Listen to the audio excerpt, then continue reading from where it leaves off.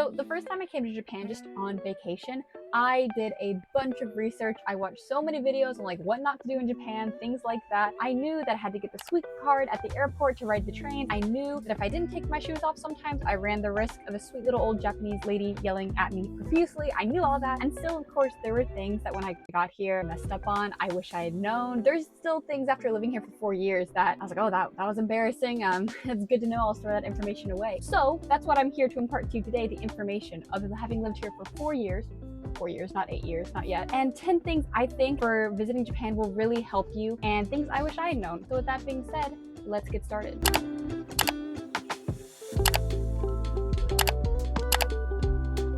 So I'm just immediately going to start off with what I think is the biggest quality of life tip I can give you right away, because 95% of people will encounter this situation in Japan and it will probably cause confusion. So this is the biggest improvement I can give you right off the bat. If you stop watching the video after this, you're probably good. So when you go to a Konbini and you bring your items up to check out, they will ask you 95% of the time, do you want a bag? Now the problem is, of course, they're asking you this in Japanese and they do actually need an answer, because Japan used to automatically just wrap your items up in a bag and you wouldn't have to say anything. But a couple years ago, they changed it so that now if you want a bag, you do have to pay like 5 yen, which is about like 5 cents or something, a really negligible cost, but they do need a yes or no answer from you in order to complete the checkout, because they have to know whether to give you a bag or not. Now, I could try to teach you the phrase to listen for the word for bag. I actually have a video that covers that if you want to, check that out in more detail, but they ask it in a bunch of different ways. They speak really fast. It's probably not worth that. Just know the thing they're asking you when you go to check out is, do you want a bag? That's what they're asking you 95% of the time. Just assume that that's what it is. Now, how to handle this? You could of course just say yes in English, no. You could probably shake or nod. That would probably get the point across. If you want to try it in Japanese, if you don't want a bag, you can say daijoubu desu. It means like it's okay, I don't want a bag. And if you want a bag, you can say onegai shimasu, which is please, yes, please, I would like a bag. But of course, just saying like yes or no in English would probably work too. So just know when you go up at a Konbini and they ask you, they say something at you in Japanese, they're asking if you want a bag, and plan your answer accordingly. So there's a whole umbrella subculture in Japan. I'm talking turf wars, mental warfare, mind games. You might think I sound dramatic, but you try leaving your umbrella at the front of the Konbini just to come out and see that your umbrella has been stolen and it's a torrential downpour and you still have 15 minutes left to walk home, and you tell me if I'm being dramatic then. Okay, I'm exaggerating like a little bit, but umbrellas are actually one of the few things that will get taken in Japan. They're commonplace. Everybody has them. Anytime the weather is even slightly overcast or cloudy, you can imagine that every single Japanese person will have an umbrella ready for them. And 9 times out of 10 is these clear like white umbrellas here, and they are a dime a dozen, so they actually do commonly get taken, or people accidentally take others, or sometimes not accidentally. I plead the fifth on that one. And you kind of need them because in Japan it's not like you just get in a car. You're probably walking home, you probably have more to walk, and it rains a lot, especially during rainy season. So how do you handle all this? Well, you could just brave the torrential downpours. That's an option, but there are a couple easy things you can do and know. Of course, you could bring your own umbrella, but it takes up valuable suitcase space, and honestly,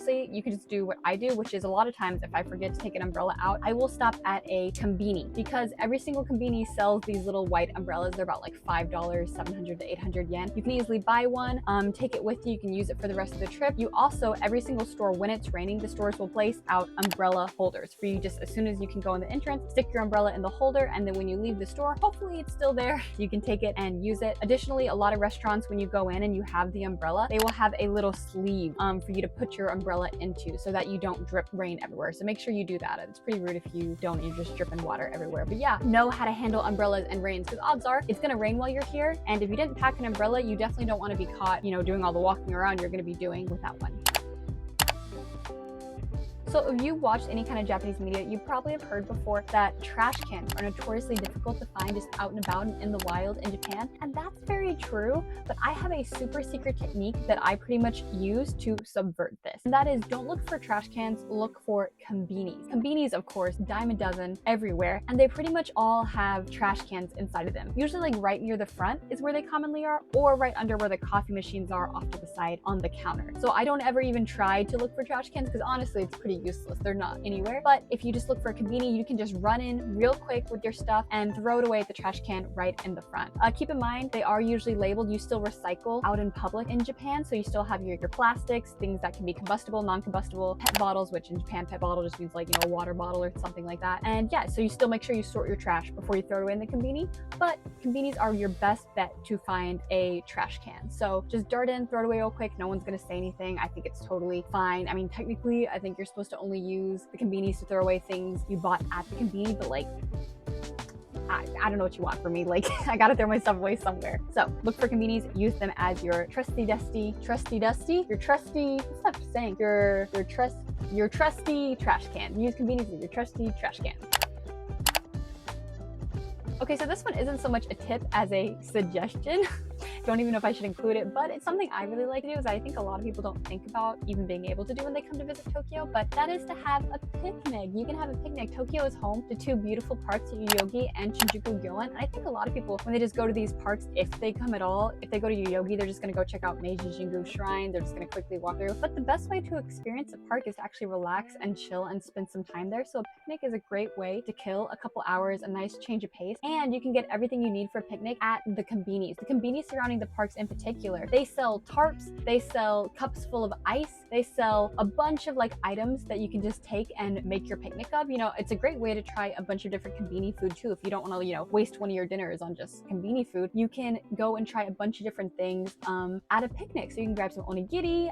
In Japan and Konbinis too, you also have a huge section of meals that they will heat up for you at the Konbini when you bring it up to them. And you have one of the meals that can be heated up, they'll ask you if you want your meal heated up. Remember how in my first point I was like 95% of the time what they're asking you is if you want a plastic bag? Well, the other 5% I was talking about is usually when you bring up one of the heated meals, they'll ask you if you want the meal heated up. Once again, just like yes or no works too for that one. But yeah, I think it's a great idea. Get a tarp. You can get drinks there. Like I said, you can get a cup full of ice. You can split the drinks around. You can get forks, napkins. You can get card games. You can get Uno. You can get bubble blowers. You can get, you know, all sorts of things for a park and to have like an ideal picnic. You can all pick them up in the Konbinis closest to the park. So I think it's a really nice idea. It's a little cold right now, but even if it's kind of cold, I think it's still a pretty nice time to go. Like I do January picnics as well with my friends. So almost any time a year, a picnic in a park is a lovely way to spend an afternoon. So just a thought.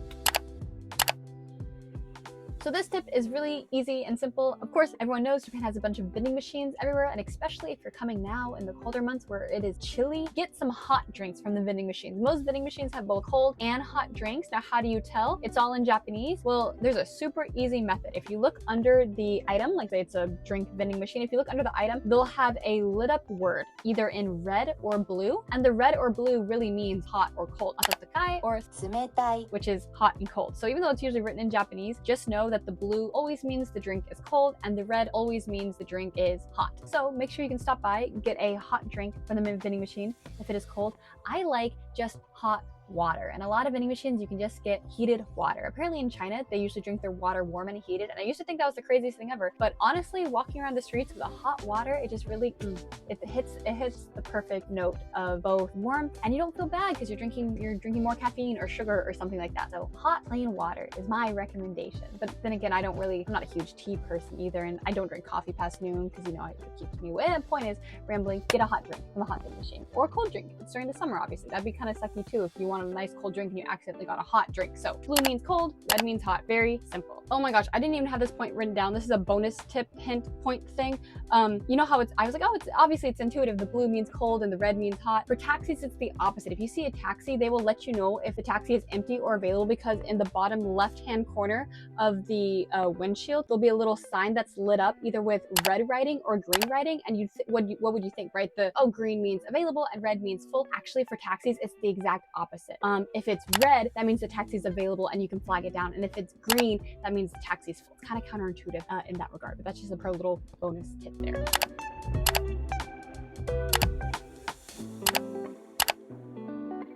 So of course, something you're probably going to do when you're here is going out to eat at a restaurant, which of course highly recommended, obviously. Great food, super cheap, super affordable. But something that's not always clear is exactly how to, let's say, put your name in at a restaurant. A lot of restaurants don't have like hostess stands. The process is a little different, and there's a couple different common ones that might not be obvious to someone who's not familiar with them, so I'm just going to run through them really quick so you kind of know what to look for. Now honestly, what's going to happen a lot of the times, especially if it's a bit of a nicer restaurant, is that you're just going to walk in and there's probably just going to be someone who runs up to you. There's not usually, like I said, a hostess stand, but there'll be someone, some staff member that approaches you, and they're usually just going to ask you which is how many people. Once again, this is like one of those Konbini bag things where just assume like 99% of the time when you walk into a restaurant, the staff speaking at you in Japanese, that's what they're asking. They're asking how many people are in your party. And in that case, you can just hold up fingers. Like I said, no need to talk. Fingers work just fine. Hopefully you don't have more than 10 people in your party, because after that, I don't know what you're going to do for that then. Another common one is just the tried and true waiting in line method. Like sometimes you're not actually supposed to even go up and talk to anyone. You can just notice out front if people are kind of standing or sitting a lot of the time in an organized line, like if there's several seats in front of a restaurant that people are all sitting in. Probably the standard procedure is to just sit down at the end of the line, and then a staff member will come outside and one by one take people inside, and then you'll notice, this is a good way to notice, everyone will stand up and they'll shift their place, like sitting in line, or maybe they're standing in line, and it's just a basic like line system. Another one to be on the lookout for is to write your name. A lot of places will have a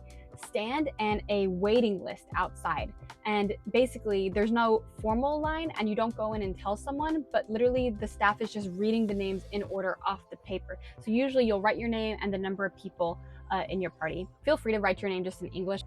Ashley or Chris, they'll be able to like read that off, and plus they're going to clue in that you're the foreigner with the foreign name. They're probably going to be able to figure that out, and they'll call it out. So make sure you're listening too, because usually they'll call out your name and how many people. But yeah, but make sure you're on the lookout to see if there's like a list. Usually it'll be displayed pretty promptly in an easy to see position, and if there is, you do need to go up and like write your name down. Otherwise you'll just be standing there forever and you're never going to get seated. And then of course, if you made reservations, if the restaurant allows you to make reservations, there probably will be someone who is stationed at the front of the restaurant who you can talk to and tell them you have a reservation. Kind of like a hostess, they will lead you to their seat. So those are a couple of the common ways that people will wait for restaurants. So just be on the lookout and be aware that those different kind of methods than what we have do in fact exist.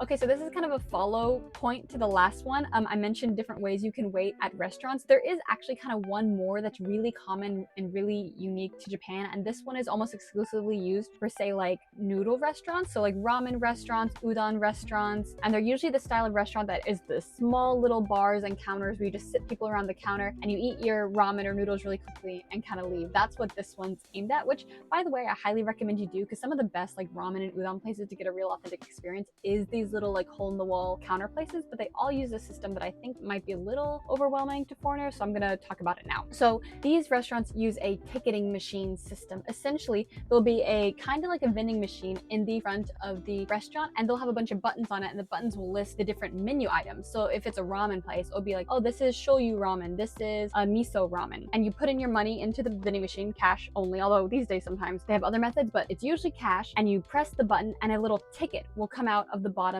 of the vending machine. Then you give your ticket to either the people behind the counter or a staff member, and they will take your order, and then you'll usually wait in line. If there are seats open, you'll go straight to your seat, and then that's how you do that restaurant. Now, the reason places like Ichiran are really common, like Ichiran ramen are really popular, is because, not that it has like the best ramen ever, but it kind of gives that experience of sitting like in the little stall, and it's a ramen place that's very English and foreigner friendly, where a lot of these more, I think, better quality places have the barrier of using the ticket machine, and they do assume you know what you're doing a lot more. And also a problem is that a lot of the vending machines are just in Japanese, so you can of course take your phone out to try to translate it all, but that can be kind of intimidating too. The place I am showing is one of my favorite places called Funji, and it's a skimin place, but it also has ramen, and they have an interface in there now which has all English, and it's a lot more foreign friendly, and you can switch to English, so you can be able to order everything on the vending machine. And I think it's some of the best like skimin and ramen that I've had in Tokyo, so I recommend that place if you're interested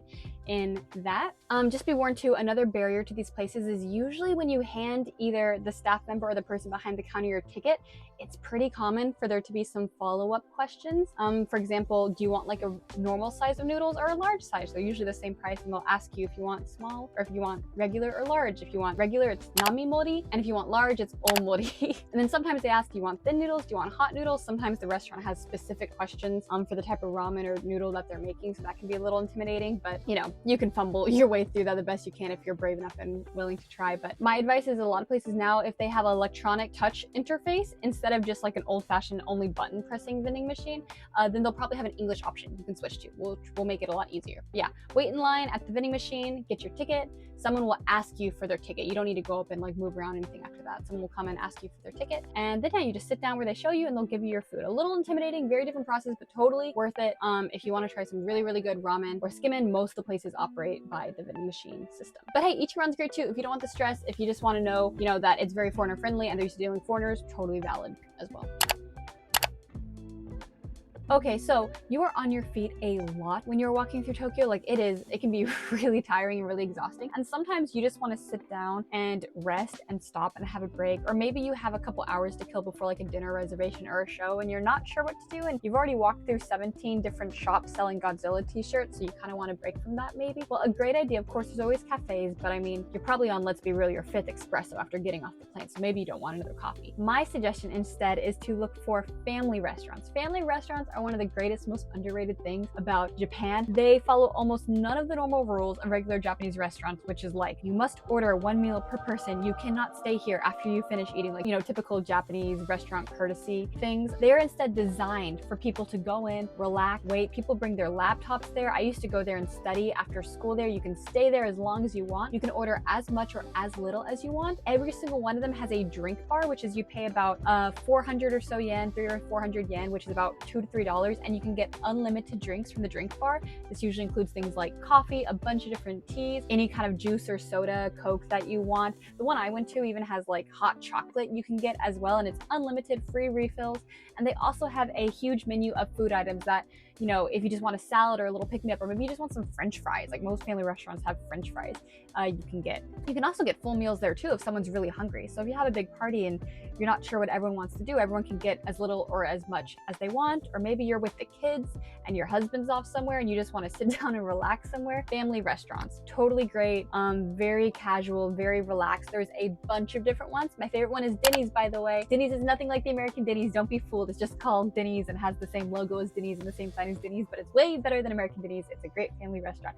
But there's a bunch of them. I'll put like a list of different family restaurants here. Look for these signs. They're literally everywhere. You can also just Google family restaurant in your phone on Google Maps and it will pop up like a bunch of them. They're super common. They're everywhere and they're a great place to relax, take a break, get a pick-me-up. They're super underrated. A lot of tourists don't ever really visit them when they're here, but I love them. They are one of my favorite things that no one knows about. Even when my family comes, I drag them to family restaurants, even though, you know, it's not like the greatest food ever. But it's about the principle, the experience. Beautiful.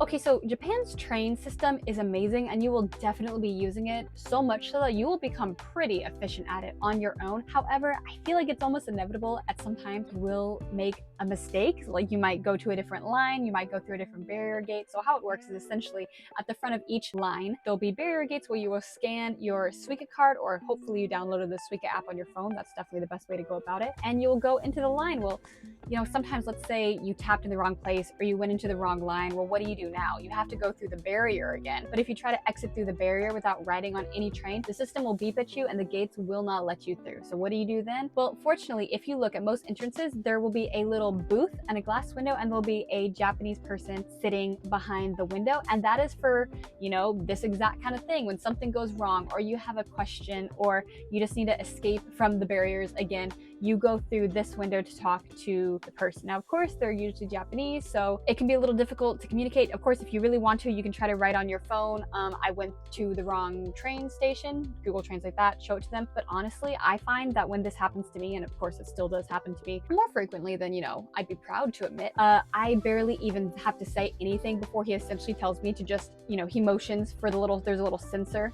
on the counter in front of him, and that's for you to put either your Suica card or your phone if your Suica card is on your phone, and he'll click some buttons. He'll see exactly like what you did, where you're trying to go. You hardly even need to say anything and he'll just wave you through and tell you to go on. So you probably don't even need to have the translation ready or have, you know, an idea of what to say. But if you just go up to them, you can say wrong or mistake, even in English, like that will probably work. He'll get the idea. He'll probably just motion for you to set your card down on the little reader. He'll, you know, press some buttons, wipe that clean, and you're free to go to probably another wrong train station, so you can repeat that whole process again. So just know if you make a mistake, don't worry. If you lose something, if anything goes wrong, just go find the little guy sitting behind the glass barrier, and that is how you handle that. If your train station is really small, they might only have the counter at, say, one exit. So if you go to one exit and you can't find him, try checking like the other side of the platform for it. Or if it's really, really small, maybe they just have like a call button you need to press to get in contact with someone, but they should have some kind of button, some kind of method for you to talk to an actual person. So if you're from a country that has great train transportation anyways, you probably don't even need this tip, but for all my American peeps and I guess Canadian peeps and maybe some bogan Australian peeps, you know, this might not be as well known, but basically for train stations, here's just some general things on how to read the different platform signs and to know if you're going in the right direction. Because usually finding the train line is not the hard part. They're all pretty labeled and most of the train stations are marked really well in Japan. Usually on a platform, there's trains going both ways. So which way to get on which one? Well, usually the line will say the line and then a station name. So it might say, oh, this is bound for Asakusa. That doesn't mean the next stop is Asakusa. It means the last stop on the line is Asakusa. So it means the train is headed for Asakusa. So maybe your stop is before that. So don't be thrown off if you just see that. On every single platform, they will have a list of all the different train stops on your line. And they're always set up really nice. So if you look at the picture, it will always show you like, hey, the arrow is going down, you're going to these lines next. So a lot of times too, when you're walking down the stairs onto the platforms, there'll be like a big sign overhead of the entire line and it'll list every single stop on the line. And an easy way to tell like what platform and which way you're going and which side you're going on is that basically, let's say platform number 1 is on the right side, platform number 2 is on the left side. If your stop is on the right side, that means you're going to the right platform. And if your stop is on the left side, you're going to the left platform. So it's really simple that way. You can look and see where your stop is on the line. You can make sure that from where you are, you'll be able to go in the right direction. Of course, if all else fails on Google Maps, it pretty much will tell you which platform number to go to, platform 1 or platform 2. So just make sure you get on the correct side of those numbers. Another tip too is in Japan, they have local trains, they have express trains, they have limited express trains, they have commuter trains, and only the local train goes to every single stop. So sometimes if you were to accidentally get on, say, the express train, it might pass your stop by if it's not one of the couple express stops it goes. So that's another thing to check to make sure you're getting on a train that says local, or if you're getting on a train that says express or limited express, you're aware of what stops it's gonna go to and that your stop is actually on that train line. Another tip too is that not all lines are created equal. Not every single line is straight and it's a simple like you'll hit all the stops on the line. Some lines have forks, some lines do weird curve things, some lines you have to get off and transfer. So just make sure you're aware of that. Like you should be able to see the shape of your line on all the signs ahead. So if you notice it's in kind of a funky shape, double check your Google Maps, make sure you're gonna maybe get off and transfer where you need to. Otherwise, if you just sit on the line the whole time, you might miss your stop or where you need to go. Okay guys, there were 10 just random tricks and tips that I've found over the years that I pretty much use on a daily basis anyways. Let me know, are there anything that you guys wish you had known before you came to Japan, or tips you could share with everyone else in the comments? If you liked it, please subscribe and I'll see you guys again later. じゃあね。